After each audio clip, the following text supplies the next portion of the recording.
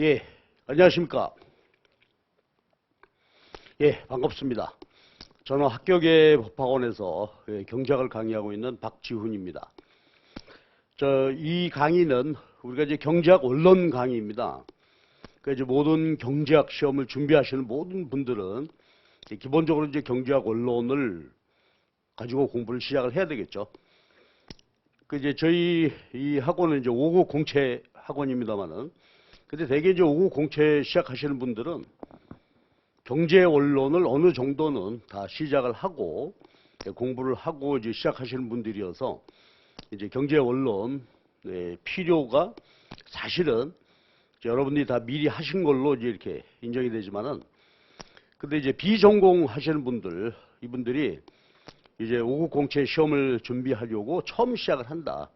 근데 나는 비전공자다 하게 되면은 이제 경제 원론을 되게 생략하고 이제 미시경제학, 거시경제학 이렇게 이제 바로 들어가게 되는 경우인데, 그때 이제 곤란한 점이 참 많죠. 근데 경제 원론을 이제 따로 이게 강의 수강하기가 쉽지는 않습니다. 그러나 효율적인 측면에서 보게 되면은 그래도 경제 원론을 미리 한번 챙겨 보시고 하고 들어가는 것이 훨씬 효율적이죠. 예, 비전공자 분들의 경우는 그렇습니다. 자, 그리고 이제 이 경제학 원론 얘기는 이제 다른 시험 준비하시는 분들이 있겠죠. 각종 자격증 시험 있죠. 회계사, 감정평가사, 뭐 노무사, 또 보험 계리도 있죠. 보험 계리 준비하시는 분들. 그다음에 뭐 각종 공기업, 그다음에 7급 공무원, 그다음에 9급 공무원의 선택, 이렇게 경제학이 보게 되는데, 하여튼 기본은 이 경제 원론으로부터 시작입니다. 그래서 경제 원론을 시작하지 않고 공부하지 않고 이제 시험을 준비하기 위해서 처음 하게 될 때 참 어려운 점이 많죠. 그래서 경제 원론을 미리 공부하는 것이 훨씬 효율적이다, 이 과정이. 그래서 저희 과정이 보게 되면 지금 이제 12회 강의로 예정되어 있습니다. 그러니까 12회, 한 3시간, 4시간씩 해서 되니까 이걸 미리 수강하시는 것이 효율적이다 하는 말씀 드리고요. 그 다음에 이제 다른 시험, 5급 공채가 아닌 다른 시험 준비하시는 분들도 마찬가지입니다. 그 전에 보게 되면 이제 경제 원론 공부 기본적으로 다 했었는데, 요즘은 되게 스킵하고 이제 바로 시험 준비로 들어가게 되는데, 이제 경제 원론 하는 것이 좋겠다 하는 말씀이고요. 그 다음에 이제 우리 지금 현재 우리나라에서 많이 보는 책이, 경제 원론 책이 크게 3가지 책이죠. 자, 우리가 교재로 택한 이중구 이창용 교수님 문후사에서 나온 6판, 이 경제학 원론 책을 이제 가장 많이 보는 것 같습니다. 이게 이제 가장 많이 보는 것이고, 그다음 이제 미시경제학 가게 되면 이중구 교수님의 미시경제학이 뭐 아주 기본 텍스트가 되겠죠. 경제원론, 강론, 미시경제학인데, 그래서 이 책을 이제 많이 선택하는 것 같고, 그다음에 또 많이 보는 책이 맨큐 책이 있죠. 미국의 그 맨큐 교수님이 쓴 경제원론 책, 세계적인 이제 지금 현재 베스트셀러가 돼서 많이 팔리고 있죠. 그래서 우리도 그 맨큐 책을 가지고서 공부하는 경우가 참 많이 있습니다. 근데 이제 맨큐 책은 보게 되면 이제 아무래도 미국의 저자가 미국 대상으로 경제를 기본적으로 깔고 이제 분석하는 것이니까 모든 통계 분석이 전부 미국의 통계가 되겠죠. 사례를 드는 것도 미국의 사례고, 그 다음에 이제 그 편제를 보면, 순서를 보게 되면 내용은 뭐 다 동일하겠습니다만 편제가 앞뒤 서술하는 순서 이런 것들이 우리 이중구 교수님 책은 좀 많이 다르죠. 하여튼 그래도 맨큐 책을 많이 보고 있는 것도 사실이고, 그 다음에 또 하나가 이제 중앙대학교 3인 공저 3분 교수님들이 이제 쓰신 책인데, 현대경제학 원론, 이 책도 뭐 과거 굉장한 베스트셀러였습니다. 근데 보게 되면 이제 경제 원론으로 보면은 그 현대경제학 원론이 수험생에게는, 그렇죠, 우리가 이제 어떤 시험을 목표로 이제 공부한다고 하게 되면 그 책은 굉장히 정리가 잘 돼 있고 좋은 책입니다. 그래서 그 현대경제학 원론 책. 근데 이제 아무래도 이제 보는 거는 우리 이중규 교수님 책하고 맨큐 교수님 책 많이 보고, 현대경제학 원론 책은 필요에 의해서 공기업 준비하고 하시는 분들이 주로 이제 많이 시작을 하게 되는 그런 책이 되겠어요. 그 3가지 책이 있다 하는 것을 제가 소개해 드리고요. 그래서 우리 교재는 이제 우리가 선택한 교재는 6판 경제학 원론 이중우 교수님 책, 요것으로 보도록 하겠습니다.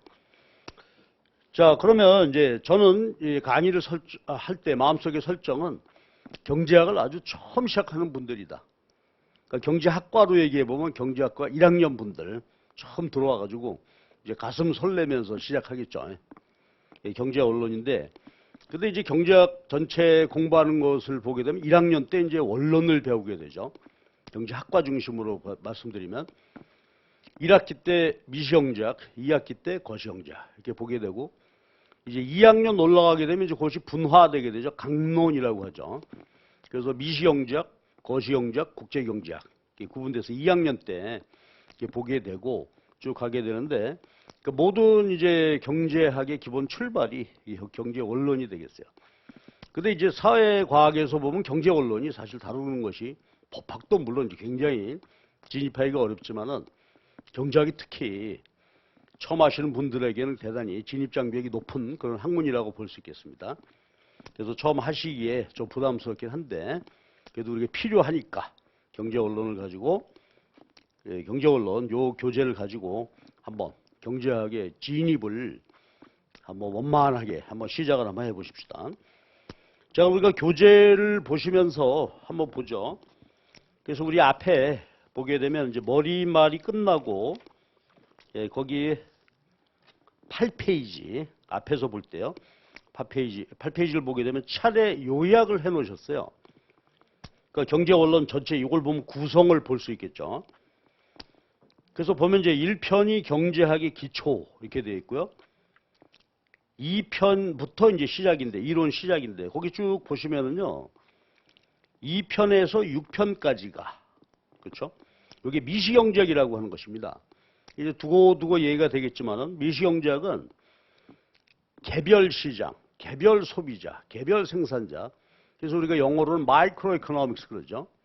개별 경제 주체, 개별 시장 분석이 되겠어요. 주로 이제 수요 공급 이론.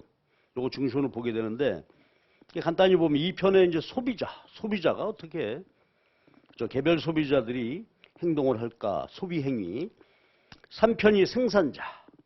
기업이라고 보면 되겠죠. 기업이 어떻게 생산할까? 근데 생산하려면 비용이 들어가겠죠. 그래서 생산 관계와 비용을 보는 것이고, 그 다음에 4편이 시장이죠. 그러니까 수요, 소비자들은 어떤 물건을 사야 되겠다. 기업은 생산, 공급, 팔아야 되겠다. 만남의 장소가 시장이 되겠죠. 그래서 4편이 그 상품 하게 되면 이제 재화와 용역 그러죠. 유형의 물건, 보이지 않는 어떤 거. 그러니까 우리 강의로 보게 되면 이 강의는 서비스죠. 용역입니다. 근데 강의 듣기 위해서 교재가 필요하죠. 책은 유형의 물건이니까 재화죠. 재화와 용역. 이걸 이제 묶어서 상품, 커머디티 이렇게 말하는데 그 상품 시장의 이제 분석이죠. 그 수요 공급자가 만나서 거래가 이루어지게 되고 거래량과 가격이 결정이 되게 됩니다. 그래서 4편은 이제 생산물 시장 중심이고요. 그 다음에 5편이 요소 시장입니다.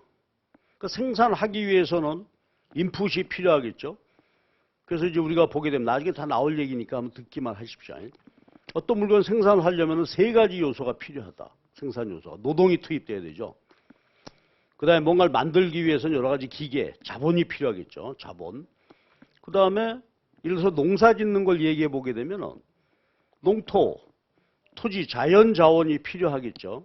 그래서 보통 이제 3가지 요소라고 그러는데 노동, 자본, 토지 등 자연 자원. 이 3가지 요소 시장에 대한 이야기입니다. 그러니까 생산하기 위해서는 요소를 고용해야 되겠죠. 그래서 자본주의 시장 경제를 놓고 보게 되면 상품 시장도 있고 요소 시장, 그러니까 노동 시장, 자본 시장, 부동산 임대 시장 이렇게 되겠죠. 노동 시장 같은 거 우리가 익숙하죠. 노동 시장에서 수요 공급, 기업은 생산하기 위해서 노동을 수요하게 되고 근로자들은 그렇죠. 우리들은 노동을 공급해서 노동 소득을 얻어야 그렇죠. 상품을 소비할 수 있게 되겠죠. 노동시장 역시 수요 공급입니다. 자본시장도 마찬가지고요. 그래서 5편이 요소 시장을 보게 되고 그 다음에 6편이 이제 이러한 재화와 용역, 그 다음에 생산 요소, 이 각각 개별 시장에서 이루어지는 그런 행위들 분석인데 그거와 관련돼서 더 추가적으로 보는 이런 주제가 이게 미시경제학이에요. 그 다음에 7편 보게 되면 거시경제 이론 입문 이렇게 해놨죠. 거시경제. 거시경제는 한마디로 매크로 이코노믹스, 그래가지고 한 나라 경제 전체를 대상으로 한 그런 분석이 되겠습니다. 그래서 이제 7편, 8편, 9편 쭉 가서요. 12편까지가 거시경제 주제라고 보시면 되겠습니다. 제목만 간단간단 보면 이제 거시경제학의 입문, 7편 개념을 공부하겠죠. 근데 8편이 국민소득입니다. 한 나라 거시경제 전체에 있어서 관심사가 우리나라 GDP죠. 이게 어떻게 결정이 되는 걸까?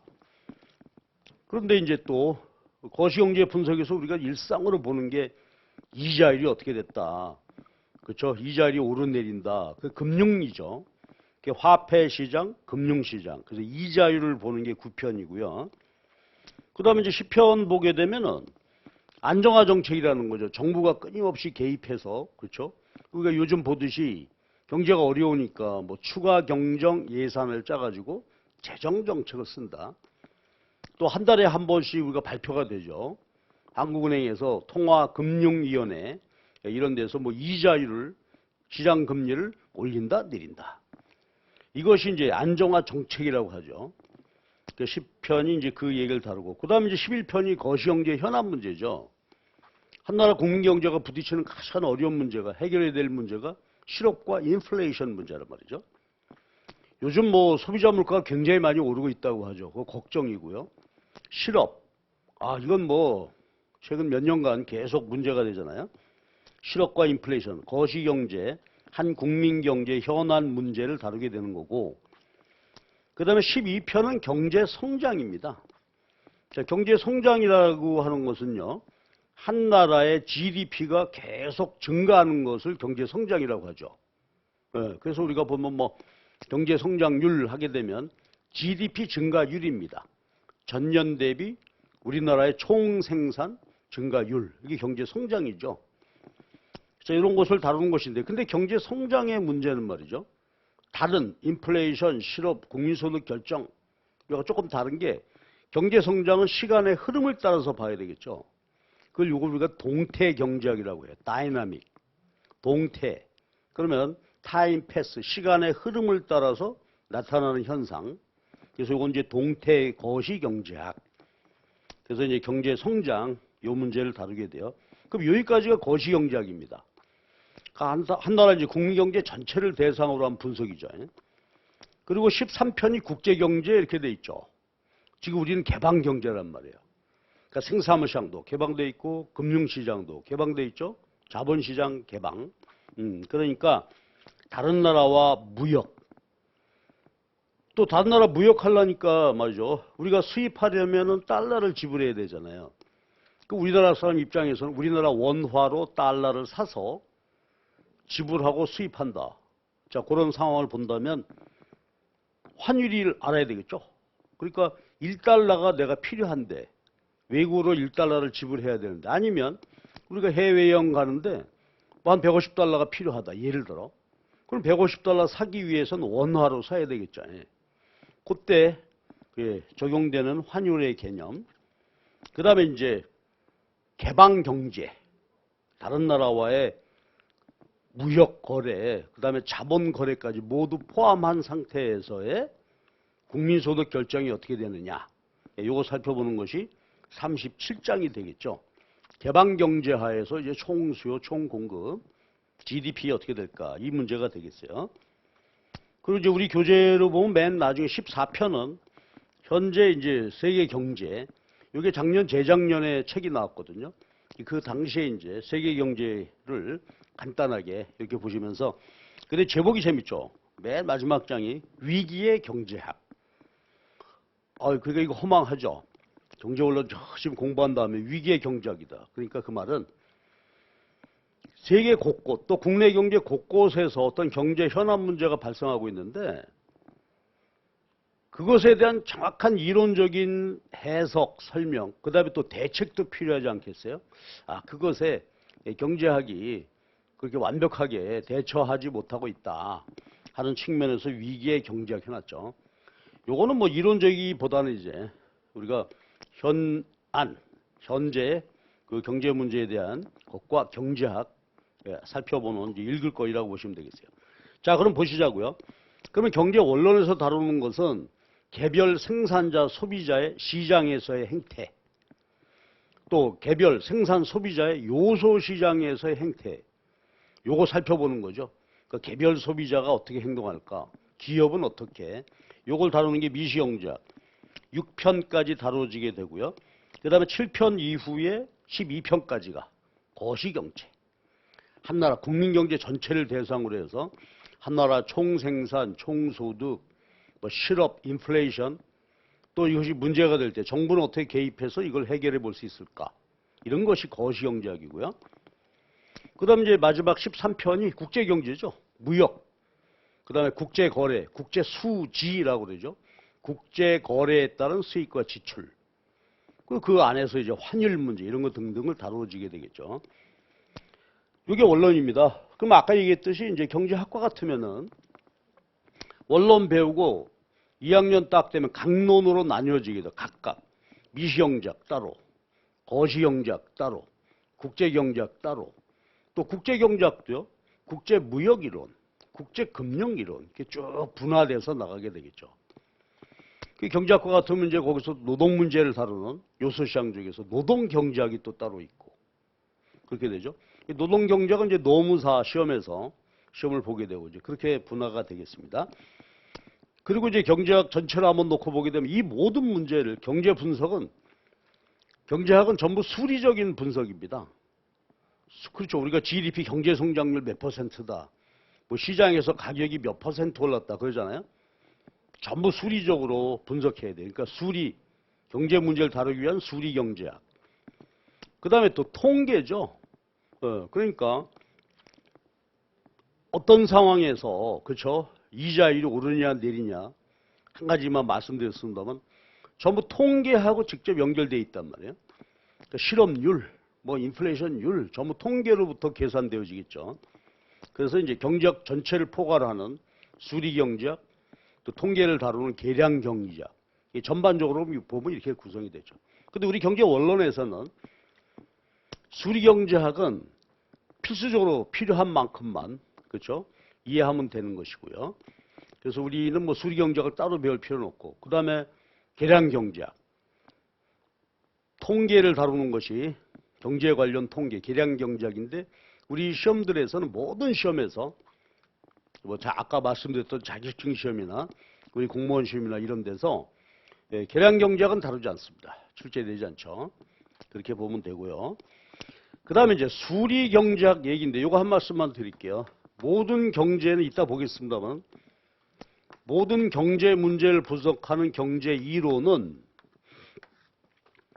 서술적으로 쭉 설명이 되겠죠. 말과 글로 우리 책을 보면은 말과 글로 또 저처럼 강의하고 이렇게 서술적으로 이루어지게 되는데 근데 경제학은 그 분석 대상이 되는 내용을 수리적으로 분석한단 말이에요.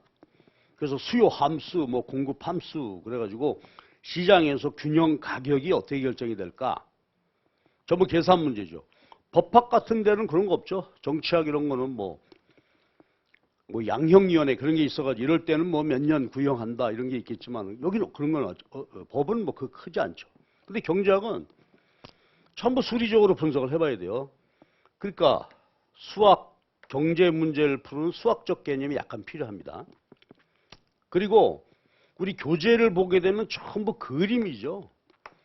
수요 공급 이론 딱 시작하자마자 그림으로 이제 그러면 경제 이론은 말과 글로 수리적으로 그다음에 그래프를 이용을 해서 이렇게 이제 분석하게 되는데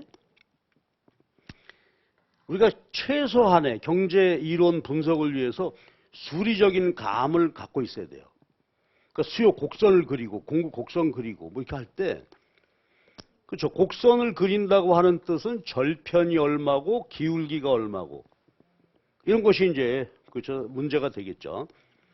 그래서 우리가 경제학을 공부하기 전에 최소한의 경제 분석을 위한 수학적인 개념이 필요한데 요거는 제가 우리 학원에 경제 수학, 기초 경제 수학, 경제 원론에 필요한 예, 수학 개념을 따로 강의를 해놨어요.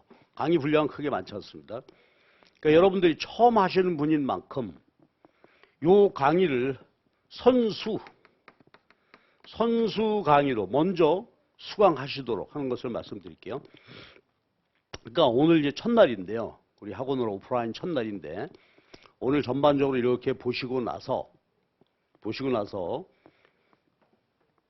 앞에 한 1시간 정도만 한번 보시고 나서 그 다음에는 바로 이제 2편에 수요 공급 이론 넘어가게 되거든요. 2장에 수요 공급 넘어가게 되는데 수요 공급 이론 넘어가기 전에 먼저 요거를 한번 수강해 주시기 바랍니다.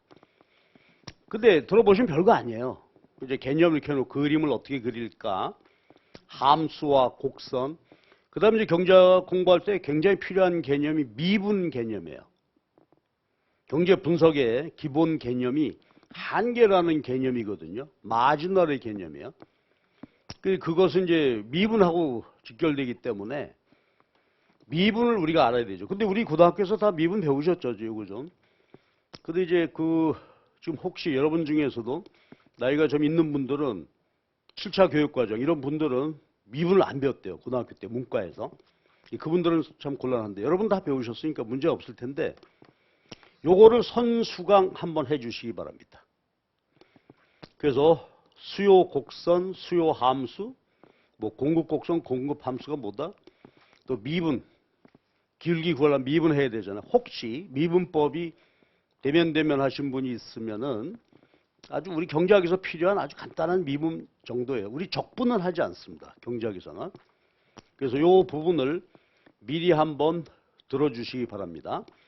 그러니까 요 강의가 지금 한 1시간 정도 진행이 될 건데 요 강의 끝나고 나서 바로 요거부터 먼저 요거 우리 오픈돼 있으니까 강의가 요걸 한번 꼭 들어보시기 바랍니다. 그래야 경제학 이제 수업 들으시기가 편하십니다. 꼭 요거를 해주시기 바랍니다. 이거는 우리가 뭐 5급 공채, 7급, 그 다음에 9급에도 선택이 있거든요. 9급 공무원 시험이거나 뭐 회계사, 그렇죠. 간평, 감정평가사, 우리가 아까 얘기했던 노무사, 또 뭐 보험 계리 이런 준비하시는 분들 무조건 마찬가지예요. 그 다음에 이제 요새 공기업 준비하시는 분들 굉장히 많죠. 하시는 분들이 경제학을 하기 전에 반드시 요거를 수강하시는 것이 필수입니다. 하는 것이 좋다 이 정도가 아니고요. 꼭 들으셔서 요거는 미리 준비하시기 바랍니다. 그래서 요걸 듣고 그 다음에 이제 수요 공급 이론 거기 들어가시면 편안하게 공부하실 수 있어요. 어려운 내용 아니니까 한번 쭉 보시면 돼요. 편안하게. 자, 그래서 이제 경제학이 이렇게 구성이 되어 있고 경제 원론이 그 다음에 공부하기 위해서 미리 경제 수학 강의를 좀 들어주십시오 하는 말씀을 드렸습니다.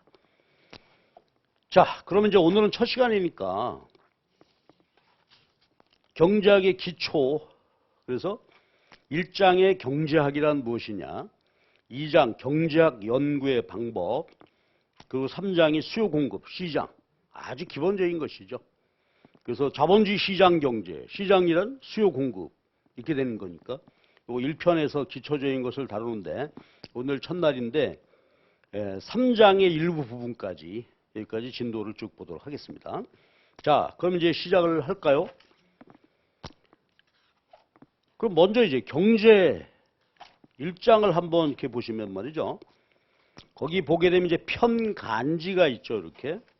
그래서 목차가 차례가 쭉 끝나고 나면 1편, 편간지, 경제학의 기초 이렇게 돼 있단 말이에요. 1편 보시게 되면 거기 1, 2, 3장으로 구성돼 있죠. 자, 경제학이란 뭐냐? 도대체 경제학은 뭘 분석하고자 하는 학문일까? 2장은 경제학 방법론.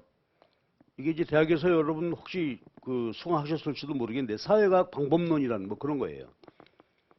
3장이 이제 자본주의는 시장 경제니까 시장의 필수 구성 요소가 수요 공급. 그리고 그 균형에 의해서 가격과 거래량이 결정이 되는 거. 아주 기본적인 경제학 공부의 요 개념을 다루게 되겠습니다. 자, 그럼 1편에 1장부터 시작해 봅시다. 1편의 1장입니다. 경제학이란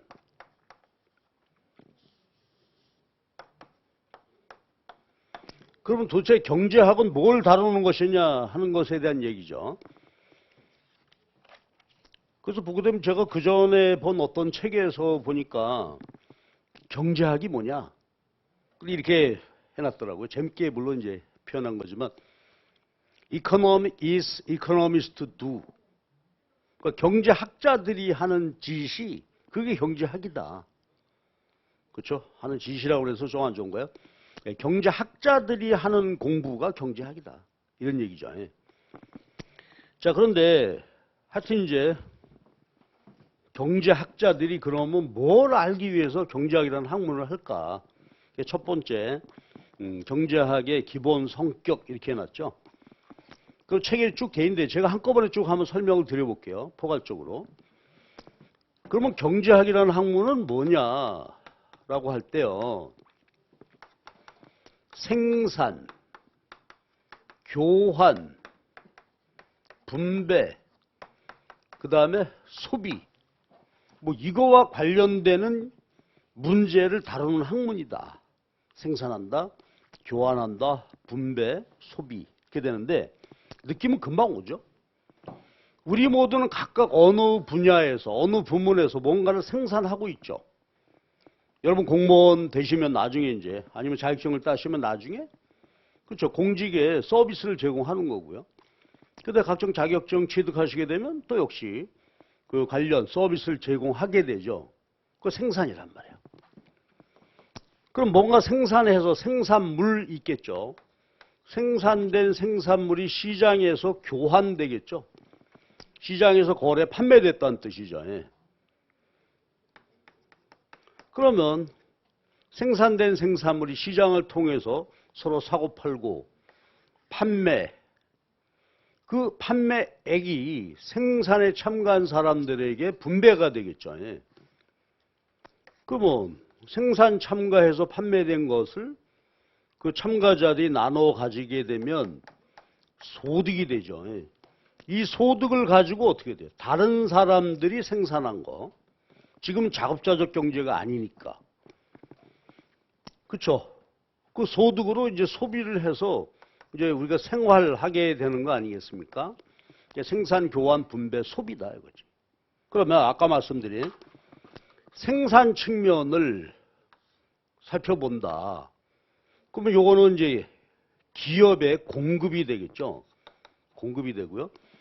교환된다. 이거 시장에서 교환되죠. 그다음에 분배되는 것은 어떻게? 이건 생산물 시장이고요. 이건 분배가 되는 것은 요소 시장이 되겠죠.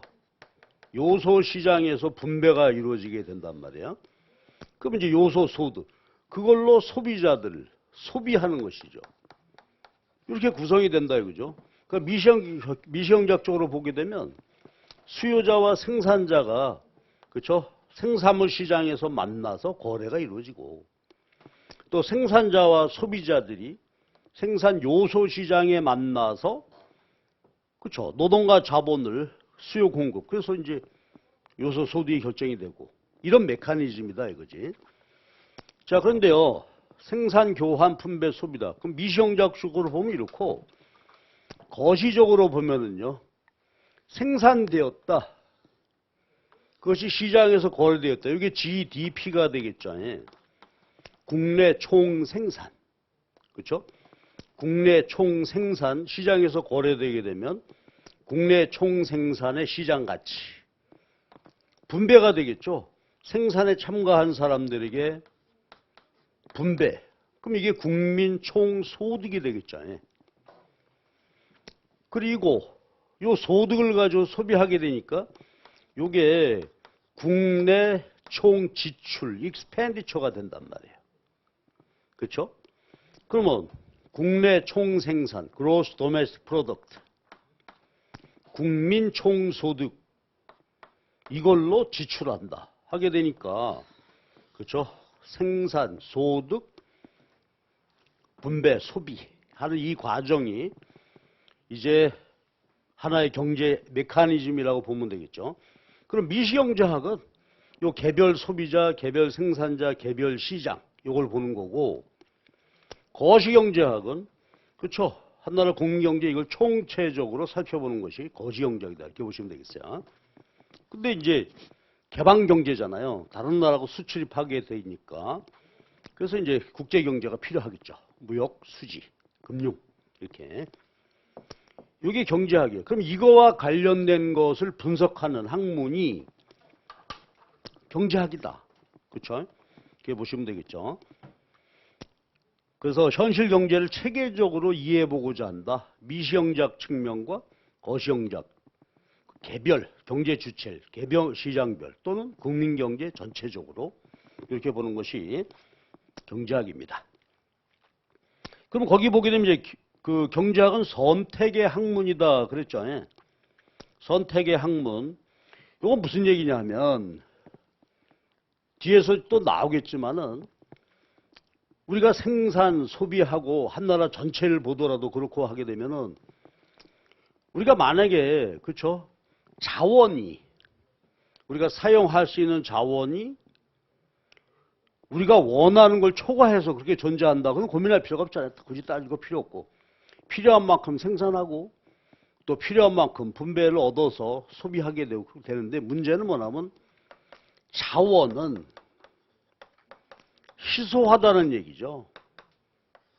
이게 희소성의 법칙이다 이거죠. 그러니까 우리 국민경제가 전체 필요로 하는 어떤 물적 그 대상이 존재량이 우리가 원하는 것보다는 작다 이거죠. 희소성. 그러니까 희소성 갖게 되니까 희소한 자원을 그렇죠 사용을 해야 되는데 한마디로 어떻게 돼요? 꼭 필요한 거, 꼭 중요한 순서대로 잘 생산해야 되겠죠. 소비자도 마찬가지고요. 그래서 희소한 자원에서 이루어지는 행위니까 여기에 전제 조건은 합리적인 선택이라는 것이죠. 합리적으로 생산하고 합리적으로 교환, 합리적으로 소비. 한 나라 국민경제로부터 합리적으로 생산해야 되죠. 그래야 소득이 합리적으로 창출되고 또 지출도 합리적으로 이루어진다. 기본적으로 이거 뭐 피할 수 없는 제약 조건이 되겠죠. 희소성의 법칙이에요. 그래서 이제 거기 빨간 글씨로 정해놨죠. 경제학은 인간의 물질적 욕구를 충족시키기 위한 희소한 자원을 어떻게 잘 사용할까 하는 문제이다. 지금 한번 봐주시고요. 그 다음에 이제 그 다음에 보게 되면 이제 6페이지 보면 가정의 경제학 그래서 우리가 보면은 읽을 거리가 이렇게 많이 중간중간에 이렇게 소개해 놓으셨어요. 요건 꼭 읽어보시기 바랍니다. 일일이 제가 요건 말씀 안 드리겠어요. 그러니까 한번 쭉 읽어보시면 되고요. 그 다음에 이제 7페이지를 보면 경제학을 배우는 올바른 태도 해놨죠. 그러니까 뭐 경제학을 공부할 때 어떻게 되느냐. 시스템 아니면 경제 논리 학문이다 보니까 그 학문의 고유한 논리가 있겠죠. 그걸 잘 체계를 세워서 해보십시다 하는 얘기예요. 그럼 이제 그 다음에 이어지는 얘기가 이렇게 이어지는 것이죠. 선택의 합리성이라는 거예요. 그렇죠? 합리적으로 희소한 자원 어떻게 사용할 것인가 하는 문제인데 그러면 경제학에서의 합리성입니다. 경제학에서 합리성은 뭘까? 요거 한번 개념을 보시죠.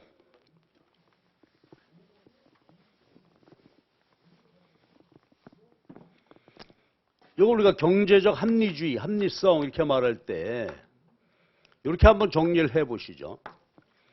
어떤 행위를 하건 생산을 하건 뭐 소비를 하건 어떤 경우이건 합리성은 우리가 쉽게 많이 쓰는 대로 가성비입니다. 가성비. 그렇죠. 가격 대비 성능 그러잖아요. 이걸 다른 말로 우리가 보게 되면 비용 편익이죠. benefit cost란 말이에요. 늘 우리가 합리적인 경제 행위를 하려고 한다면 어떤 행위에 대해서 편익과 비용이 발생하게 되는데 그걸 합리적으로 사고해서 선택해야 한다 하는 얘기죠. 자, 그럼 보세요. benefit 편익이고요. cost 비용이죠. 그러면 뭐가 합리적일까? 경제학에서 할 때 편익에서 비용 빼면 뭐가 될까요? 순편익이 되겠죠. 이것을 맥시마이즈 한다 이거예요. 그러니까 순편익 극대화하는 상황을 우리가 경제적으로 합리성이다. 경제적으로 합리적 행위하고 있다라고 볼 수 있겠다 이거죠. 가성비죠. 가격 대비 성능. 순편익 극대화예요. 자, 그럼 예를 들어서 우리가 영화 한 편을 보더라도요. 영화 한 편을 보더라도 뭐 친구랑 둘이 가서 영화 보는데 비용이 들어가잖아요. 그러면서도 비용을 들이면서도 영화를 보는 이유는 영화 보면 재밌잖아요. 또 두 젊은 남녀다 서로 데이트 처음 시작했다 하게 되면 그 영화를 같이 보고 공감대를 가지고 친밀도가 높아질 그렇지 않겠어요? 이걸 따지는데 보세요. 그러면 순편익 극대화라는 전제 조건은 뭐가 될까? 모든 행위에서 편익이 비용보다 커야 되겠죠. 아우씨 보니까 비용을 이만큼 들여서 행동을 했는데 편익이 그에 미치지 못했다. 그러면 아유 이건 실패한 거죠. 합리성을 그렇죠. 위배한 그런 상황이 돼버린단 말이에요. 그러면 순편익이다 하는 말은 이게 플러스란 얘기죠. 편익이 비용보다 많다. 그 순편익을 가능하면 최대로 하는 게 경제적 합리주의다 이거죠. 자, 그럼 이제 보십시다. 그러면 여기서 이제 몇 가지 얘기를 빨리빨리 정리해 볼게요. 그러면 경제적 합리주의, 합리성을 도달하기 위한 전략이 있겠죠. 이걸 뭐 경제 원칙이라고 해 본다면 어떻게 될까요? 그렇죠. 편익은 극대화하고 비용은 최소화해야 되겠죠. 이게 미니맥스 전략이죠, 뭐. 그러니까 합리성, 경제적 합리성은 뭐냐? 편익은 극대화하고 어떤 행위를 할 때 들어가는 비용은 최소화하는 거죠. 최소 비용, 최대 효과. 이 경제 원칙이다, 그렇지? 그러면 순편익 극대화, 경제적 합리성을 도달하게 된다. 자, 하는 이야기입니다. 자, 그럼 제가 전반적으로 한번 얘기해 볼게요. 여기서 우리가 기억할 게 뭐냐면은요. 그러면 편익은 뭐냐 하는 얘기죠.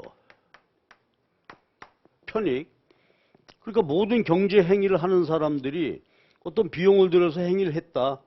그로부터 얻게 되는 편익은 이건 전부 셀프 인트레스트 되겠죠. 셀프 인트레스트 사익이 될 거란 말이에요. 그렇죠? 근데 다양하겠죠. 소비자는 어떤 소비에 따른 거기서 느끼는 만족감, 그걸 우리가 효용이라고 표현해 볼까요? 생산자라면 그렇죠. 내가 열심히 뭔가 생산했어요. 생산자의 편익은 판매 수입이 되겠죠. 총 수입이 되겠죠. 그 다음에 이제 우리가 흔히 뒤에 나오겠지만 우리가 경제 주체하게 되면 가계, 기업, 정부 이렇게 말한단 말이에요. 가계, 소비자들은 자신의 효용, 셀프 인터레스트. 생산자, 기업은 자기의 수입, 이게 셀프 인터레스트죠. 그렇다면 정부는 좀 다르겠죠. 정부는 뭘까요? 가계, 기업, 정부. 정부는 우리가 흔히 하는 말로 국리민복 되겠죠. 국리민복이 된단 말이에요. 이걸 우리가 사회후생, 소셜 웰페어라고 표시해 보면 되겠죠.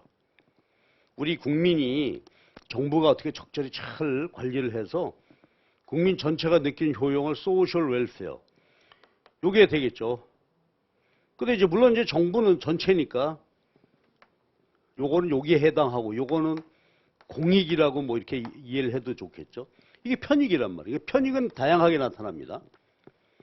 비용 한번 보시면 비용은 요 앞에 두 글자 띄어 있으니까 비용 한번 놓고 볼게요. 비용은 보세요. 소비자가 소비해서 효용 느끼는데 소비하기 위해서 대가 지불해야 되죠. 가격 지불해야 돼. 기업이 수입을 극대화해야 되겠다. 근데 판매 수입이니까 판매 재화 용역을 생산하기 위해서는 비용이 들어가겠죠. 그 다음에 요건 뭐예요? 정부가 열심히 행정 행위를 통해서 또 치안과 국방 잘 관리해서 국민들의 사회 후생을 높여야 되겠다. 비용 들어가죠. 그러니까 세금을 걷는 거 아니겠습니까? 비용은 발생한단 말이에요. 그럼 이걸 포괄적으로 우리가 한번 생각해 보게 되면요. 소비자들이 소비할 때 돈 내야 되죠. 기업이 생산하기 위해서는 생산비가 들어가야죠. 정부가 행정 서비스 제공하기 위해서 역시 비용이 들어간단 말이에요. 그럴 때 경제학에서의 비용은 기회비용 개념이다 이겁니다. 자, 그럼 이제 볼까요? 기회비용은 뭐냐면요. 일단 먼저 요거 보실래요? 비용. 화폐적 비용이 있겠죠. 예. 명시적 비용, 화폐적 비용. 그러니까 소비자가 얼마 돈 내고 샀다. 생산자가 생산하기 위해서 뭐 근로자 고용하고 원자재 사고 비용 들어갔다. 그 다음에 정부도 그죠 세금 얼마 받아서 이걸로 다리, 교량 지었다. 비용이 있을 거란 말이야. 이게 명시적인 비용이죠. 그때 경제학은 요 비용뿐 아니라 기회비용 개념이다. 그럼 기회비용은 뭐냐면요. 요거 플러스 잘 보세요. 소비자가 소비하고 기업이 어떤 생산을 생산하고 정부가 어떤 행정행위를 할 때 하게 되면 어떤 하나의 선택을 하게 되면 다른 거는 포기해야 되겠죠. 아, 이제 내가 점심에 햄버거 먹기를 결정을 했다. 그럼 내가 피자 먹었을 수도 있고 아니면 짜장면집 가서 짜장면 먹을 수도 있고 근데 내가 햄버거를 선택했다는 얘기는 피자, 짜장면 소비를 포기한 것이죠. 자, 그 포기한 것들이 있을 거예요. 그걸 우리가 대안, 얼터너티브 그러죠. 지금 우리가 금방 얘기했듯이 햄버거 먹었을 때 포기한 대안, 피자 먹어도 되고 짜장면 먹어도 되고 여러 가지 포기했는데 그 중에서 대안들 중에서 최고 가치 이 개념을 생각해 보자 이거예요. 그 경제학에서 말할 때 편익 비용 분석에서 비용은 단순히 화폐적 비용뿐 아니라 내가 그 선택을 함으로 인해서 포기한 것들이 있죠. 그것 중에서 최고 가치 이거를 생각해 봐야 된다 이거지. 그럼 예를 들어서 이런 거죠. 우리가 예를 들어서 요 강의를 선택을 해서 여러분들이 강의를 듣는다. 그럼 뭐 수강료 얼마고 책값 얼마고 비용 들어갔겠죠. 예를 들어서 비용이 10,000원 들어갔다. 근데 보세요. 내가 지금 이제 1, 2월 방학인데 우리 오프라인에서는 지금 방학 동안에 내가 경제학 공부를 안 했더라면 다른 뭔가를 했겠죠. 하다못해 내가 알바를 해서 얼마든 수입을 얻을 수 있었을 테고 아니면 경제학 아니면 다른 과목의 어떤 과목을 내가 공부를 했겠죠. 그 포기한 것들 중에서 최고 가치 이걸 고민해 봐야 된다 이거예요. 그렇겠죠. 그럼 내가 예를 들어서 알바도 할 수 있었고 다른 과목 공부도 할 수 있었고 근데 그 중에서 알바 만약에 경제학 선택을 안 했더라면 알바 했을 거야. 공부도 했을 거야. 그런데 그 가치를 따져볼 때 알바 했을 때 이 가치가 난 더 이거를 고려해 본다 이거지. 그럼 예를 들어서 내가 경제학 공부 안 하고 알바 했다라면 10,000원. 다른 학과 공부했다면 그곳의 가치가 9,000원. 그랬을 때 포기한 대안의 최고 가치. 이거를 더한 것이 경제학적인 비용이다 이거예요. 짜릿하죠. 그러니까 긴장해야 돼요. 우리가 어떤 행위를 했을 때 거기에 들어가는 화폐적 비용만 고려할 것이 아니라 내가 이 행위를 선택함으로 인해서 다른 포기한 것들의 가치를 생각해야 한다. 그렇죠? 그래서 앞으로 경제학에서 나오는 모든 비용은 다 기회비용의 개념입니다. 그 요거 하나만 해볼까요? 만약에 정부가 말입니다. 지금 뭐 가덕도 신공항인가요? 그거 한번 생각해 보자고요. 가덕도 신공항을 짓기로 했다. 그래서 100이라는 만큼의 비용이 들어갔는데 가덕도 신공항 짓기로 했을 때 비용은 명시적 비용이죠. 100억뿐 아니라 만약에 가덕도가 아니라 공항을 짓는 것이 아니라 뭐 딴 데 요새 한창 논쟁이 되고 있잖아요. 뭐 경상북도 지역으로 가자 이런 얘기죠. 포기한 대안이 있을 거예요. 또 공항이 아니더라도 저쪽에다가 다른 그렇죠 뭐 미사일을 할 수도 있었다. 아니면 국민을 위해서 그렇죠 복지 후생을 늘릴 수도 있었다. 이거 대신에 공항을 지었잖아요. 그러니까 포기한 것들 중에서 최고 가치 이거를 포함시켜서 봐야 된다 이거죠. 그러니까 개인이나 정부의 경우이나 우리가 선택을 할 때 조심해야 되겠죠. 예. 포기한 숨어 있는 가치죠 이게. 이걸 고려해서 선택해야 된다 말이에요. 그래서 기회비용이다 하는 얘기고요. 그 다음에 이제 비용과 관련해서 하나의 개념이 더 있는데요. 매몰비용이라는 게 있죠. 우리 책 읽어보면 이제 쭉 돼요. 썬코스트입니다. 매몰비용. 근데 요건 느낌이 안 좋죠. 매몰됐다는데? 매몰됐다. 요건 뭐냐. 선택을 했어. 과거에 어떤 선택을 했거든요. 지금 와서 보니까 그 선택이 잘못된 것 같아요.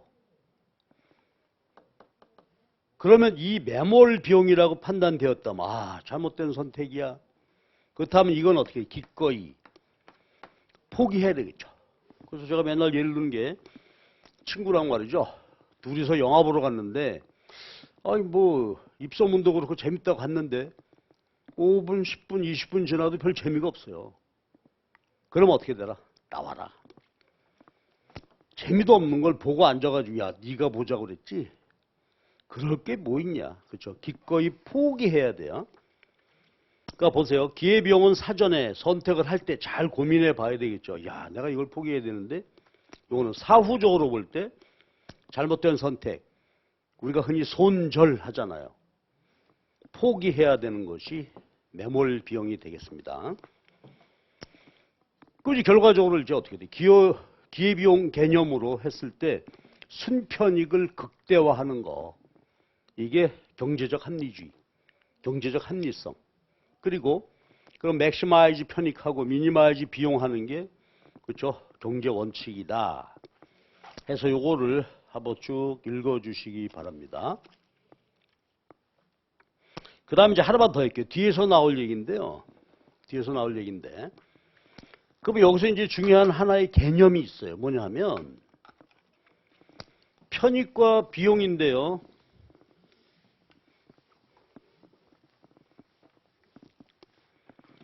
이 선택에 있어서 순편익 극대화 선택에 있어서 토탈 개념이 아니라 마지널 개념이다.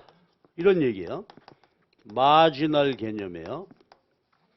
즉 한계 개념이에요. 그러면 보세요. 총편익, 총비용의 차이 이게 아니고 한계 편익, 한계 비용 개념으로 접근해 간다 이거지. 자, 이것도 중요한 개념이에요. 자, 예를 들면 이렇게 한번 볼게요. example 예를 보면은 여러분 친구들하고 소주 한 잔 마시는 거 얘기해 보자 이거예요. 친구가 제안합니다. 야, 오늘 저녁에 소주 한 잔 할래? 소주 한 잔 할래? 라고 제의해요. 근데 우리가 보면은 한 잔이 진짜 한 잔이 아니죠. 최소 한 병. 그렇죠? 야, 소주 한 잔 할래? 그럼 가가지고서 일단 이제 한 병을 주문을 해서 친구들하고 마시겠죠. 예? 그래서 이제 최초 한 병을 사서 주문해요. 근데 술 한 병이 비어져 갈 무렵 야, 한 병 더 할래? 이런 제안을 누군가가 하게 되죠. 야, 한 병 더 하자, 야. 그랬을 때 얘기해요. 그랬을 때 생각해 보겠죠. 예를 들어서 여러분이라면 친구랑 갔는데 한 병 마셨어. 그래, 한 잔 하자. 근데 한 병 더 할래? 그때 생각해 보겠죠. 야, 오늘 경제학 수업 들었는데 집에 가서 복습해야 되는데 한 잔 더 할까? 고민해 보겠죠. 아니면 오늘 저녁에 일찍 와가지고 엄마가 집에 뭐 좀 도와달라고 했는데 이거 친구랑 한 잔 더 하게 되면 안 되겠는걸? 고민해 보지 않겠어요? 그리고 그래 했다 이 말이에요. 이게 한계적 선택이다 이거죠. 그러니까 처음서부터 야 우리 1인당 각 5병 마시고 오늘 필름이 끊어질래? 그런 선택이 아니다 이거지. 한 병 할래? 고민하게 오겠죠. 한 병 더 할래? 고민.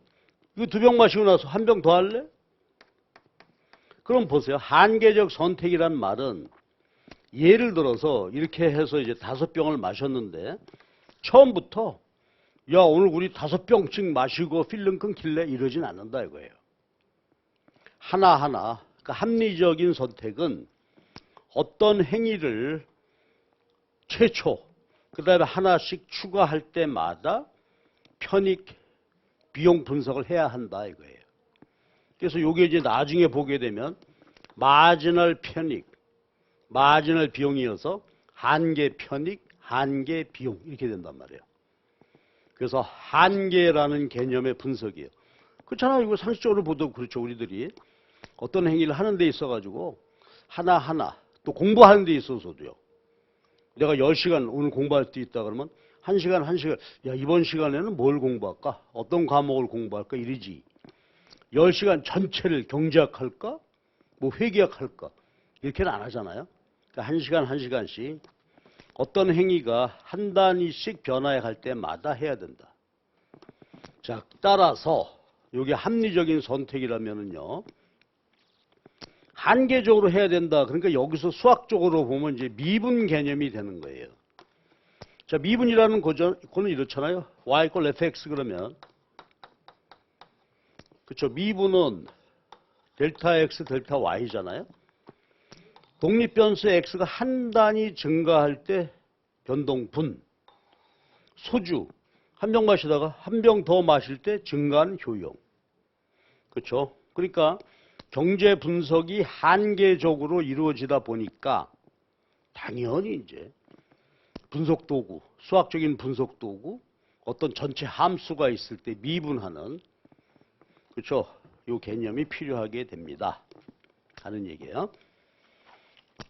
자, 그 다음에 이제 희소한 자원의 합리적인 사용, 합리적 선택이다 그랬는데요. 거기 1장 3절이죠. 11페이지에 경제 자원과 생산 가능성 곡선 그래요. 그럼 요거 한번 보세요. 희소한 자원이라는 개념이 이제 희소한 자원 나타내는 것이 생산 가능성 곡선이라는 것인데 요건 그냥 뒤에서 구체적으로 나올 거고요. 여기서는 개념 한번 보시죠. 자, 보세요. 그림으로 간단히 볼게요. 거기 13페이지에 그림 1을 보면 로빈슨 크루소가 자기가 하루에 주어진 시간 딸기를 300, 물고기를 600마리 잡을 수 있다 이거지. 한 달 동안이라고 되어 있네요.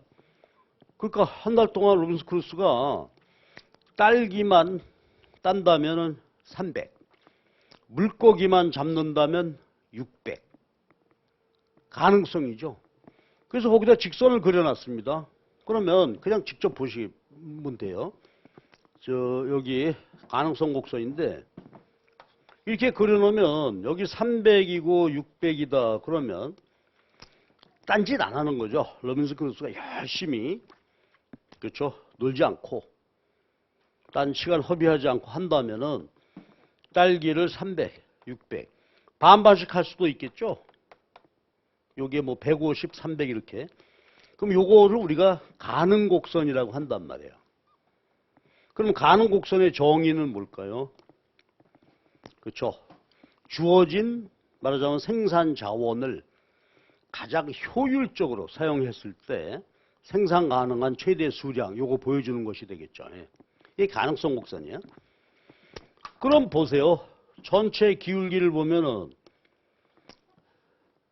높이 600이고요. 밑변 300인데 기울기가 2가 되는데 요 기울기가 의미하는 것은 뭐가 될까요? 보세요. 물고기 600 잡다가요. 이때 딸기 제로죠. 딸기 하나 추가하게 되면 그렇죠. 물고기 잡는 수량은 줄어들겠잖아요. 근데 기울기가 2다. 그러니까 뭘까? 딸기 하나를 추가할 때, 딸기 하나 추가할 때 어떻게 되죠? 물고기는 2개를 줄여야 되잖아요. 딸기 하나 추가해서 채취하기 위해서 물고기 2마리를 포기해야 되죠. 그러니까 요 기울기가 보여주는 것은 뭘까? 기회비용이다 이거지. 딸기 하나 채취하기 위해서 2개, 물고기 2마리를 포기해야 된다. 그러니까 생산 가능 곡선이라는 개념, 이것만 이해하시고 기울기는 바로 기회비용이 된다. 그런 얘기고요. 근데 요 그림은 지금 프라이드에 한 사람만 놓고 보는 거고 14페이지를 보게 되면 현실적인 생산 가능성 곡선 그렇게 해놨죠. 여기는 쌀과 옷입니다. 쌀과 옷인데 요거 좀 볼게요. 여기 이제 나중에 보게 될 한 경제, 한 국민 경제 전체를 대상으로 한 가능성 곡선인데 요건 이렇게 오목하게 그려놨어요. 나중에 왜 그런가 보게 될 텐데. 그러면 보세요. 이게 오목하다는 얘기는 이런 상태에서 두 상태를 한번 비교해 보실까요? 이렇게 돼 있는데 이때는 쌀을 조금 옷을 많이 생산하는 그런 상태였죠. 쌀을 많이 옷을 적게. 근데 얘가 오목하다는 얘기는 보세요. 이때 쌀 한 단위 추가 생산하기 위해서 줄어드는 수량이 이렇게 있죠. 기회비용이죠. 쌀을 그쵸 하나 생산 늘리려면 요만큼 줄여야 돼. 이때는 쌀을 많이 상대적으로 많이 하고 적을 때요. 이때 만약에 하나 늘리기 위해서는 그림으로 우리가 간단히 그냥 이해해 보세요. 예. 이때는 쌀 하나 생산을 늘리기 위해서 줄여야 되는 수량이 이때에 비해서 이게 더 크겠죠. 그림이 오목하게 그려졌다면. 그럼 이건 뭘까? 그렇죠. 요게 기회비용이죠. 쌀 하나 추가 생산하기 위한 기회비용인데 이쪽 X축 쌀 생산량을 계속 늘려나가게 되면 어떠하다? 기회비용이 점점 커지게 된다. 현실적으로 보면 그렇다는 얘기예요. 그렇죠? 그래서 요거를 이게 무슨 소리냐 하는 것은 뒤에서 자세히 이제 나올 거예요. 그런데 어떤 사회적으로 볼 때 그렇죠? 그 나라의 최대 생산 능력을 다 발휘해서 생산할 수 있는 가능성을 보여주는 건데 오목하다는 것의 의미는 수평축 요거 하나 쭉 생산 늘릴 때마다 포기해야 되는 YJ 수량, 기회비용은 점점 커지게 마련이다. 그러니까 희소한 자원을 쌀, 옷에 생산하게 되는데 어느 한쪽 생산에만 계속 그렇죠? 편중되게 투입하게 되면 기회비용이 점점 커지게 될 것이죠. 상식적으로 보면 그렇죠. 이것도 이론적으로 나중에 좀 보기로 하십시다. 그 다음에 볼까요? 거기에 그림은 또 하나 뭐냐면은 자 보세요. 이게 예를 들어서 2020년도였다고 해요. 근데 올해 2022년이 되었더니 이게 바깥으로 그렇죠? 이동했다. 그 말은 뭘까요? 그렇죠? 쌀만 봐도 증가, 옷만 봐도 증가, 둘 다 증가 이렇게 되잖아요. 그러니까 요 2년이 지나자 이게 예를 들어서 우리나라다. 그러면 어떻게? 우리나라의 그렇죠? 생산 능력이 커졌다 이렇게 볼 수 있는 것이죠. 생산 능력이 더 커지는 것을 보여주는 것입니다. 그래서 거기 교재를 보면 이걸 경제 성장이라고 표현했죠. 아까 얘기했던 거예요. 경제 성장은 뭐예요? 시간이 지남에 따라서 한 나라의 총 생산이 커지는 게 성장이죠. 성장이고, 그러면 주어진 가능 곡선상에서 왔다 갔다 하는 것은 이건 선택이죠. 야, 올해는 쌀을 많이 할까? 옷을 생산 많이 해야 될까? 선택이요. 주어진 생산 능력 안에서의 그 선택이고, 경제 성장이라고 하는 것은 이렇게 이동했다. 그럼 한 번만 해볼까요? 그럼 쌀, 옷 둘 다 생산 능력 증가했다. 더 많이 할 수 있게 됐다. 그러면 그 배경이 뭘까요? 어떻게? 그렇죠. 한 나라 경제가 성장했다. 그러면 요 생산에 필요한 생산 요소, 아까 우리가 살짝 얘기했잖아요. 생산 요소 부존량이 증가했거나, 그러니까 인구가 증가했거나, 생산할 수 있는 기계가 많아졌거나, 그렇죠? 부존량이 증가하거나, 또 아니면 아주 중요한 게 뭐가 있을까요? 기술 진보겠죠. 자, 이런 것에 의해서 경제 성장이 가능하다. 그리고 요 생산 가능성 곡선을 통해서 우리는 기회비용이라는 개념을 본 것이고요. 뒤에서 자세히 나올 겁니다. 자, 그 다음에 16페이지로 갈까요? 1장 4절인데 이제는 거시경제적 얘기를 하고 있죠. 국민경제. 이제 한 나라 경제 전체를 대상으로 했을 때 세 주체가 있다. 아까 나왔었죠. 가계, 기업, 정부. 그래서 그 그림은 뭐나 하면 여러분 한번 잘 읽어보시는데요. 자, 가계, 소비자들입니다. 소비자는 기업으로부터 물건을 구매하죠. 기업은 팔죠. 근데 그 어떤 생산물을 생산하기 위해서 기업은 가계, 소비자로부터 노동을 고용해야 되죠. 노동을 수요해야 되죠. 가계, 근로자는 기업에게 노동을 공급하죠. 그러니까 생산물의 관계를 보게 되면 기업은 생산물은 공급하고 소비자들은 사고, 수요 공급인데 요소시장에 오게 되면 입장이 바뀌게 되죠. 가계는 기업에게 노동을 제공, 노동을 공급하고 기업은 가계로부터 노동을 수요하고, 그래서 근로소득을 가지고 생산물을 소비하게 되는 것이죠. 그 순환 과정을 이렇게 이해하시면 되겠어요. 그 다음에 여기 보게 되면 이제 정부는 표현이 안 돼 있는데 정부는 어때요? 그렇죠. 생산물 시장에서 수요 공급, 요소 시장 수요 공급 둘 다 해요. 그러니까 생산물이 정부 입장에서 보게 되면 어떤 행정 서비스를 하기 위해서 재화와 용역을 사기도 하죠. 국방하기 위해서 뭐 전차, 그렇죠. K9 뭐 자주포를 샀다. 그리고 공기업 같은 데서는 또 어떻게 돼요? 뭐 철도공사 서비스를 제공하기도 하죠. 그러니까 생산물 시장에서 정부는 수요자가 되고 공급자가 되기도 해요. 요소 시장에서는 수요자가 될 수 있죠. 공무원 채용해야 되잖아. 요소 수요. 그 다음에 생산 요소의 공급자가 되기도 합니다. 그렇죠. 사회 간접 자본 이런 거를 또 민간에게 제공하기도 하죠. 그러니까 정부는 생산물 시장, 요소 시장에서 모두 수요 공급의 역할을 동시에 수행할 수 있고, 자, 그런 과정을 보시고요. 그 다음에 이제 우리가 모든 문제가 시장이다. 그런데 17페이지 거기 보시면 세 가지 주요 시장이다. 이렇게 말씀하셨어요. 요거 한번 볼게요.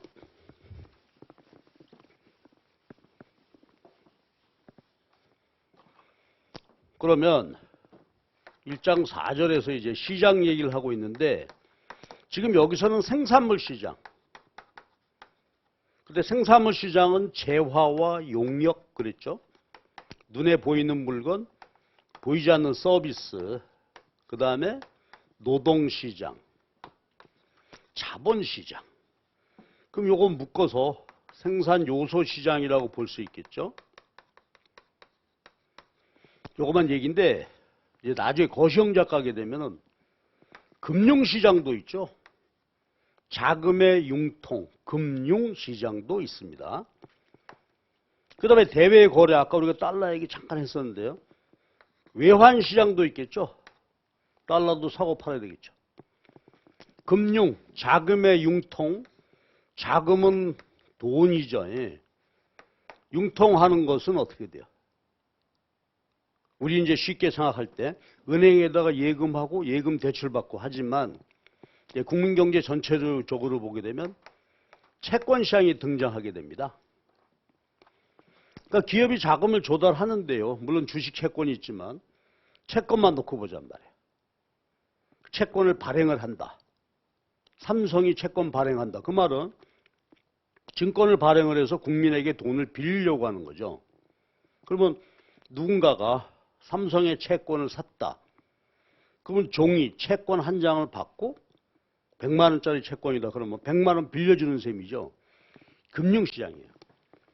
그럼 나중에 이제 거시경제 분석할 때는 금융시장은 통화시장과 채권시장, 이게 금융시장이 되고 아까 잠깐 얘기했었죠. 화폐시장 했던 거. 그 다음 외환시장은 이제 외환 달러.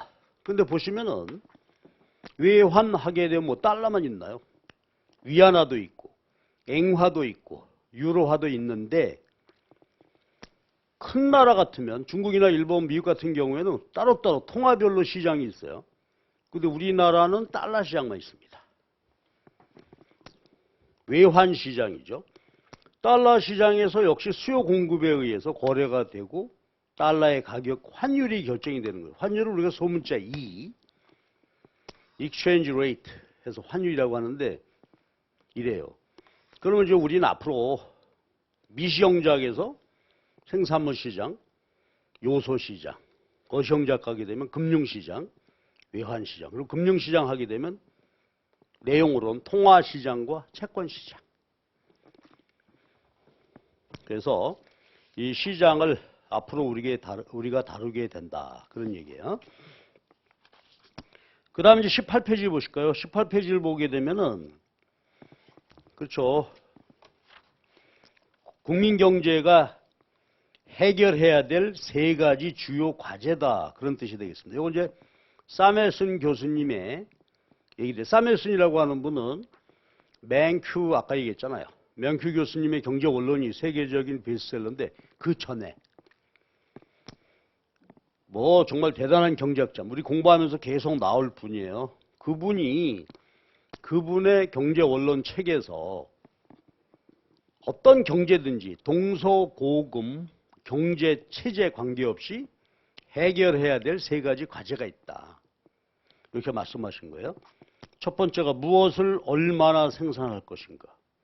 두 번째, 어떻게 생산할 것인가. 세 번째, 어떻게 배분할 것인가. 이런 얘기예요. 요거 중요한 개념이니까 한번 볼게요. 그러면 자본주의는 시장에서 이 시장을 통해서 경제 문제 아까 해결되는데 근데 과제가 있다. 국민경제 과제가 있다. 그러면 무엇을 얼마나 생산할까? 그럼 예를 들어서 X제를 100개 생산하기로 했다면 어떻게 생산할까? 그렇죠? 이 X제 100개를 어떻게 생산할까? 그 다음에 요 생산된 100개를 분배해야 되죠. 어떻게 분배? 우리 사회 구성원들 사이에 나눌까? 이게 문제다 이 말이에요.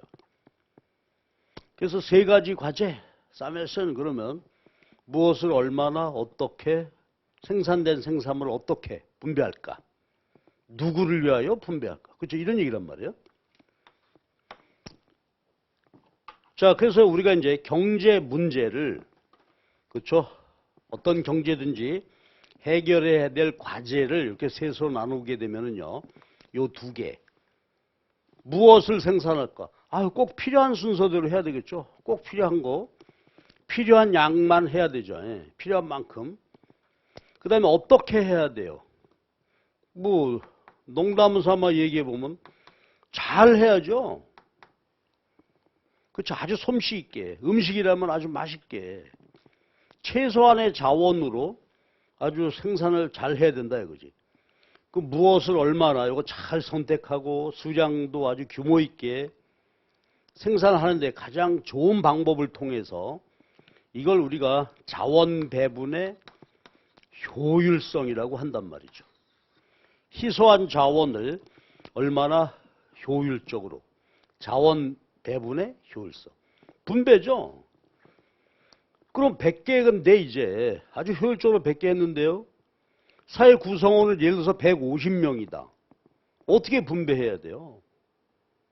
그렇죠. 이게 문제인데 공평성이죠. 그래서 국민경제가 해결해야 될 과제가 세 가지 문제다. 요약해보면 효율성과 공평성, 자원 배분의 효율성, 소득 분배 공평성, 이렇게 두 가지로 나눌 수 있겠다. 효율성, 공평성, 기억을 해 주십시오. 그래서 거기 쭉 읽어주세요. 그 다음에 1장 5절이 시장과 가격. 아까 우리가 시장이 이렇게 쭉 나왔잖아요. 각각 시장에서 가격이 결정이 되고 또 시장에 의해서 자원 배분이 이루어지게 되면은 효율적이 된다. 거기 그 표 이런 예도 있는데요. 이건 그냥 지나가셔도 좋아요. 그냥 쭉 지나가시고. 그 다음에 이제 모든 문제가 시장 해결되는 거, 이걸 시장 경제라고 하고, 시장 경제에서 중요한 게 24페이지 보게 되면 가격이죠. 시장의 수요 공급을 통해서 가격이, 그래서 우리가 보게 되면 자본주의 시장 경제, 자본주의 가격 기구 그러잖아요. 그래서 시장에서 이제 가격이 결정이 되고, 가격이 요 세 가지 문제를 요거 해결하는데 아주 핵심 역할을 하게 되겠죠. 그래서 25페이지 보게 되면 신호를 전달한다, 인센티브를 제공한다, 소득 분배가 이루어진다. 이걸 통해서. 자, 여기는 한번 쭉 읽어 주시기 바랍니다. 자, 그래서 1장 얘기를 이 정도 제가 정리를 할게요. 그러면 여러분들이 기억할 거 핵심은 국민경제 과제 요 세 가지고, 그 다음에 요거 효율성을 아까 우리가 얘기했을 때 효율성에서 기본 원칙은 뭐죠? 맥시마이즈 순편익이다. 그렇죠? 가성비. 가장 효율적으로 결정하고 생산량 방법 택하는 것은 순편익이 극대화되도록. 여기서 이제 비용은 최소화하고 편익은 극대화하는 거죠. 상황마다 이게 다르지만 요걸로, 그렇죠? 요 기억해 주시고, 그 다음에 시장이 여기 주어졌으면 여러 가지 시장 앞으로 공부할 게 이렇게 있다. 이게 핵심이 되겠습니다. 그 경제 문제, 자원 배분 효율성, 분배 공평성. 그런데 요것이 시장에서, 그렇죠? 해결된다. 요거 꼭 챙겨서 읽어주시기 바랍니다. 자, 그 다음에 2장이 경제학 연구의 방법 이렇게 되어 있어요. 경제학 연구의 방법. 요거는 경제학의 연구 방법론이라는 얘기인데요. 자, 2장은요.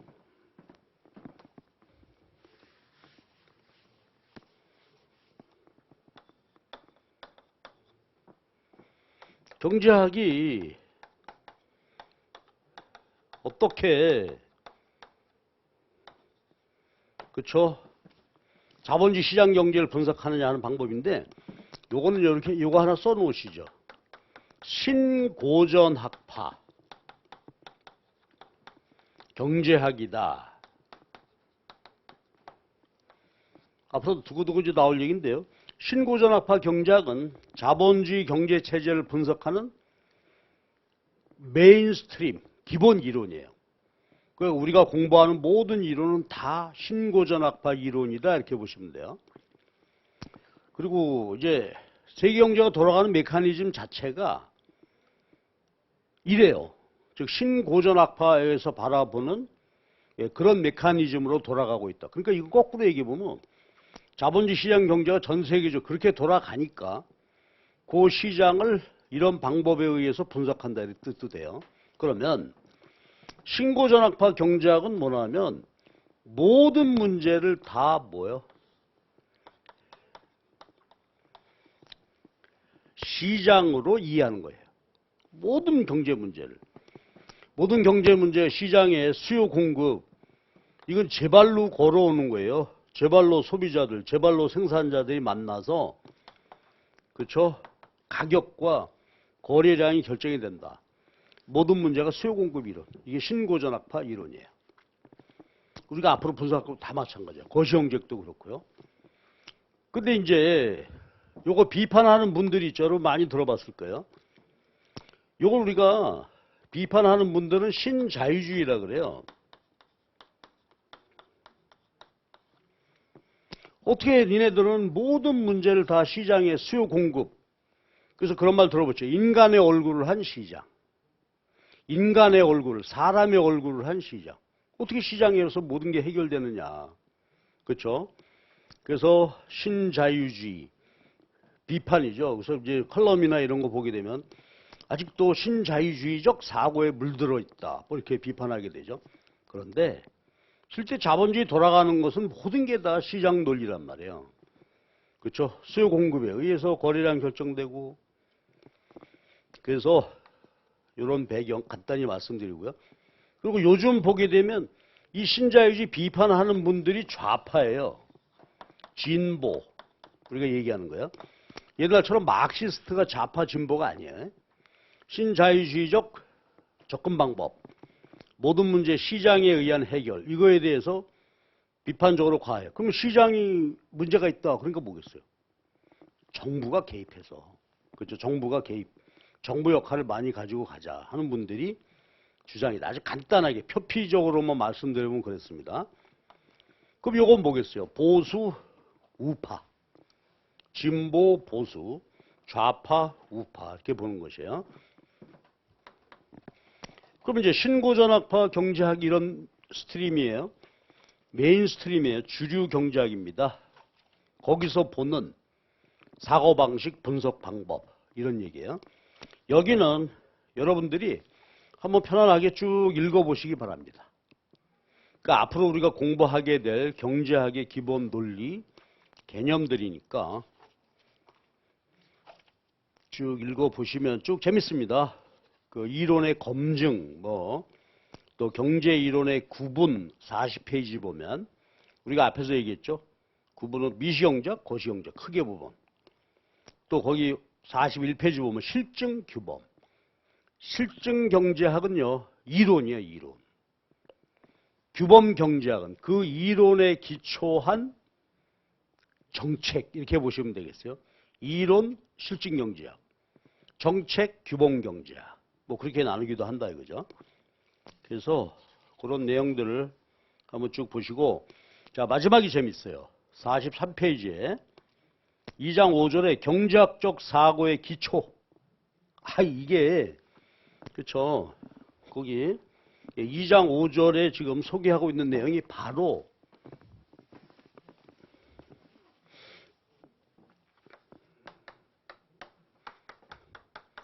신고전학파 경제학의 사고방식, 신고전학파 경제학의 논리 이렇게 보시면 되겠어요. 거기 재밌어요. 여러분 한번 읽어보시는데 우리 제목만 보고 지나갈 거예요. 첫 번째 44페이지. 모든 경제활동은 선택이다. 누가 해요? 수요자, 공급자가 어떻게 해요? 자율적으로. 셀프 인터레스트에 의해서 자기 스스로 알아서 선택한다 이거예요. 두 번째, 어떤 선택에 공짜는 없다. 우리가 많이 들어봤죠. 공짜 점심은 없다. 그러니까 우리가 요새 하는 걸 보더라도요. 정부가 뭐 코로나 위기에 대응해서 여러 가지 보조금 지급하죠. 공짜가 없다. 무슨 말일까요? 재원 조달 필요하다. 누군가 세금으로 그렇죠? 하는 것이다. 이런 얘기고요. 세 번째, 교환은 모두에게 이득이 된다. 교환, 시장을 통해서 교환된다 그랬잖아요. 그럼 시장을 통해서 교환될 때 생산자와 소비자, 기업과 가게가 모두 이득을 보게 된다. 그러니까 아주 시장의 긍정적 측면을 보는 것이죠. 네 번째, 수요 공급 힘을 거스르기 힘들다. 그 말은 뭐냐면 아까 했던 얘기예요. 제발로 걸어와서 자율적으로 지금 행동한다는 얘기죠. 각자의 경제적 합리주의, 순편이 극대화에 의해서 알아서 소비하고 알아서 생산하게 된단 말이에요. 그래서 시장 균형이 이렇게 결정이 되는 건데 여기에 정부가 개입해서 인위적으로 하지 마, 이거 더 소비해, 이거 너 생산해. 그거 하기가 쉽지 않다. 그렇죠? 시장 힘을 거스르기가. 그래서 또 여러분 이런 말 들어봤죠? 시장이 보복한다. 시장 경제 가만히 자율적으로 어떤 이제 선택이 이루어지고 있는데 개입해서 반드시 문제가 생긴다. 그런 뜻입니다. 다섯 번째, 마지막 하나가 어떤 영향을 미치는지 보아야 한다. 이게 바로 아까 얘기했던 한계적 선택이란 말이에요. 추가 하나하나 할 때마다 편익과 비용을 따져서 행동한다. 그런 뜻이에요. 여섯 번째, 사람들은 유인에 민감한 반응을 보인다. 46페이지. 이게 뭐예요? 셀프 인터스트예요. 생산자든 소비자든지 나의 사익에 의해서 움직이는 거지. 그렇죠? 그러니까 인센티브가 있어야 돼요. 인센티브는 셀프 인터레스트야. 그러니까 모든 정책도요. 개인의 사익하고 부합이 되어야 그 정책이 성공할 수 있습니다. 그런 얘기고요. 일곱 번째, 야 이게 이제 문제죠. 시장은 효율적이긴 해요. 그러나 시장적 해결이 완벽하지 않다 이거예요. 완벽하진 않아. 그 말은 세 가지 문제, 즉 자원 배분 효율성, 분배 문제가 시장에서 해결되는데 완벽하지 않다. 그 말은 시장에 맡겼을 때 효율적이지 않을 수 있다 이거예요. 또 하나, 소득 분배, 공평. 여기서 공평은 균등이라고 이해하시면 돼요. 시장에 맡겨서 분배가 이루어지게 된다면 어떨까요? 자본주의의 하나의 원죄. 균등 분배가 이루어지지 않습니다. 그렇겠죠. 시장에 의한 분배다. 그럼 예를 들어서 말이에요. 세계적인 프로 축구단, 야구단, 뭐 이렇게 놓고 보면은 메시나, 그렇죠. 또 누가 호나우두 어마어마하게 다른 선수, 같은 구단이더라도 다른 선수들에 비해서는 그렇죠. 어마어마한 분배를 받게 되잖아요. 100배, 뭐 200배가 된다며. 바로 그 얘기예요. 그러니까 시장에서 이루어지는 분배는 절대로 균등하지가 않습니다. 요거 얘기죠. 시장에 의해서 모든 문제가 해결된다는 것인데 자본주의는 시장에 의한 해결이 비효율적일 수 있고 소득 분배 균등은 절대로 이루어질 수 없다. 자, 그럼 이제 여덟 번째 볼까요? 그러면 이제 어떻게 돼요? 시장이 효율적이지도 않고 분배 문제를 해결하지 못하고 정부가 개입해야 되겠죠? 8번. 정부가 정책을 가지고 개입해야 돼요. 근데 정부도 말이에요. 전지전능하지 않겠죠. 정부 실패. 아까 요거요. 시장이 완벽하게 해결하지 못하는 것을 시장 실패. 그러면 시장 실패가 발생하게 되면 정부가 개입해야 되는데 정부도 실패할 수 있단 말이에요. 전지전능하지가 않아요. 해결할 수 있는 모든 정책 수단이 있는 것도 아니고. 그러니까 야단이죠. 그러니까 이제 공무원이 중요한 역할을 해야 돼요. 그렇죠? 그 다음에 아홉 번째가 효율성, 공평성. 두 마리 토끼. 토끼라는 말은요. 경쟁에서 가끔 나오는데 동시에 해결할 수 없다는 거예요. 토끼는 여러 마리가 모여있을 때 한꺼번에 잡기가 어렵다. 사방으로 뭐 튀니까. 그래서 동시에 해결하기 어렵다. 이게 자본주의 시장 경제의 고민이 되겠죠. 그 다음에 이제 49페이지요. 물가와 고용. 이게 국민 경제의 두 가지 현안 문제죠. 인플레이션과 실업이에요. 요거는 국민 경제의 두 가지 과제죠. 어느 나라나 그렇죠. 요즘 뭐 전 세계 다 마찬가지잖아요. 인플레이션 실업을 동시에 해결할 수 있으면 좋겠는데 이거 쉽지 않다. 그래서 이거 나중에 이제 거시경작하게 될 때 두 마리 토끼. 정부가 잘 개입해서 이걸 다루어야 되겠죠. 이렇게 됩니다. 그래서 지금 이제 마지막 경제학의 기본적인 사고. 이거 재밌죠? 철저하게 신고전학파 논리에 따른 이야기예요. 쫙 읽어보시기 바랍니다. 그다음에 부록의 그림을 읽는 방법. 이것도 그냥 한번 보시는데요. 여기서 다시 한번 해볼게요. 부록에서 그림을 읽고 해석한다 그러는데 아까 처음 얘기했잖아요. 경제학은 말과 글, 그 다음에 수리적으로, 그 다음에 그림으로 분석하게 되는데 요걸 위해서 아까 말씀드린 것처럼 여기까지 딱 강의 들으시고 경제 수학 강의를 이제 가서 들어보셔야 되겠죠. 경제 수학 강의를 들으십시오. 그래서 요걸 가지고 이제 보셔야 그 다음부터 우리가 3장 얘기가 시작이 되는데요. 당장 3장서부터 요 기본적인 경제 수학 정도를 알고 있어야 공부하기가 쉽단 말이에요. 그래서 혹시 미분, 그 다음에 수요 함수로부터 수요 곡선 그리고 공급 함수, 공급 곡선 그리고 요 개념이 되어 있는 분들은 안 해도 좋아요. 안 해도 좋고 미분, 1차 미분 할 줄 안 해도 되는데 뭐라고? 그게 뭔 소리야? 그런 분들이 있다면 경제 수학 강의를 기초 분량 많지 않아요. 그리고 들어보시면 아는데 뒤에 부분이 아직 나 안 보고 싶다 그러면 앞에 부분 수요 공급 함수 곡선 미분 그 부분까지는 꼭 듣고 그 다음에 3장 수업을 들으시기 바랍니다. 예, 잠깐 쉬었다가 그러면 이제 3장 얘기로 가십시다.